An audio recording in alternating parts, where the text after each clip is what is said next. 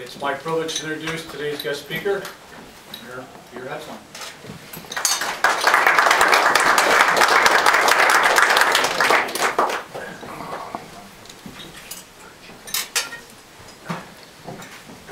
Well, I wish I could say I had spent hours and hours preparing, but something came up on Friday that has sucked up a huge amount of my time. But be that as it may, Bruce Burke asked me to come and talk about the state of the city. Well, the state of the city is New York. It's always been New York. So it's not really like the State of the Union or the state of the state. The depressing thing is the State of the Union is who the heck knows. Apparently nobody does, other than the people who are buying and selling stock, and the stock market sort of gives us a pretty good idea of what they think about the state of the nation. The state of the state, I had some real hopes. I listened to Governor Patterson, and Governor Patterson is profiled in this month's Governing Magazine, and he's quoted as saying, and I really like this quote, Governor Patterson challenged the listeners to his, I believe it was the State of the State speech, when he said, quote, "Are we in politics going to raise hopes we can't fulfill, make promises we can't keep, talk in absurd extremes, or peddle a bunch of simplistic exaggerations that parody the truth, or are we going to act?" And a year ago he took office. During the summer he talked very honestly and accurately to the people of the state of New York regarding the state of the state's budget and what our finances were. And then the economic situation went to the warm place, and now they're talking about a $15 billion budget deficit for New York State. And they were talking about confronting the reality that, in my opinion, we spend way too much. At least we spend a lot more than we're willing to pay for. And at the state and federal government, they have the luxury of borrowing against the future earnings of probably our great-grandchildren. When you get to a municipality, municipalities do not have that luxury. We have limits on how much we can borrow. So when I think about where we are and what do I worry about, I do worry about the impact on the city of Oneida from what's going on at the state and the federal level. There is some good news. Part of the good news is that in 2008, I believe there were 14 foreclosure sales in the city of Oneida, which was up 2 from the prior year. Now, I don't know how many foreclosures there were that had not gotten to the point where the property was sold, but 14, roughly 1 a month, in a community where we have something in the area of 4,500 households. I don't want to say it isn't too bad, because any single foreclosure is a tragedy for somebody, but from the community's perspective, it's not dramatically worse than what we're used to. Now, you know, is the state of the state, is the national and the state economies having an impact? Absolutely. Here's where some of the boring part starts. Year to date, our sales tax receipts are down about 14% against what we had budgeted.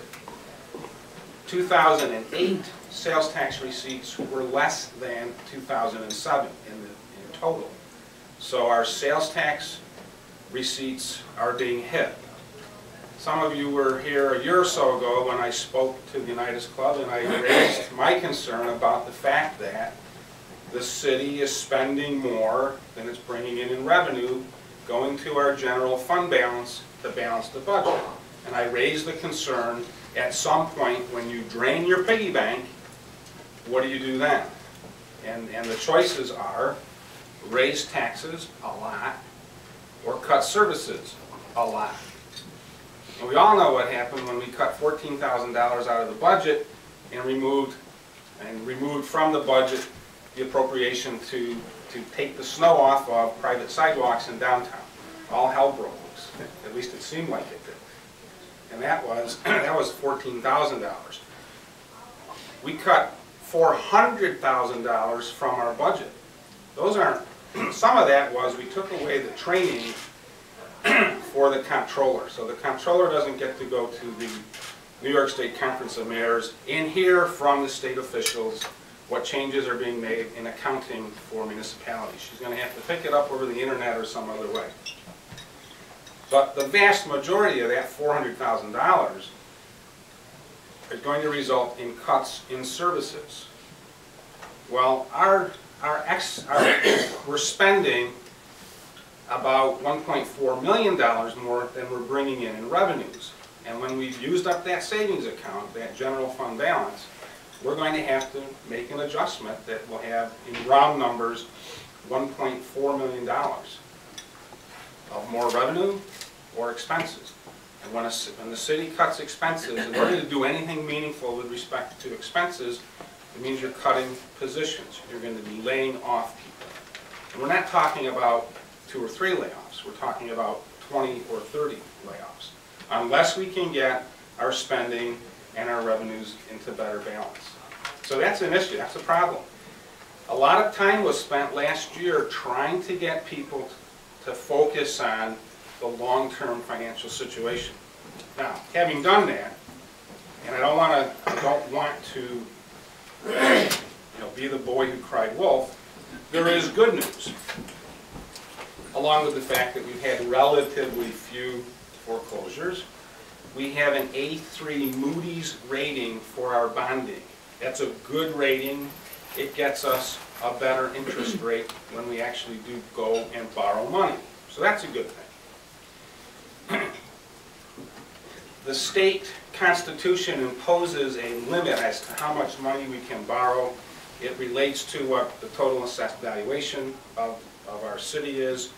We, in 2006, have borrowed 6% of our total limit. Theoretically, we could borrow 94% more. So that's a very low, constitutional bonding limit.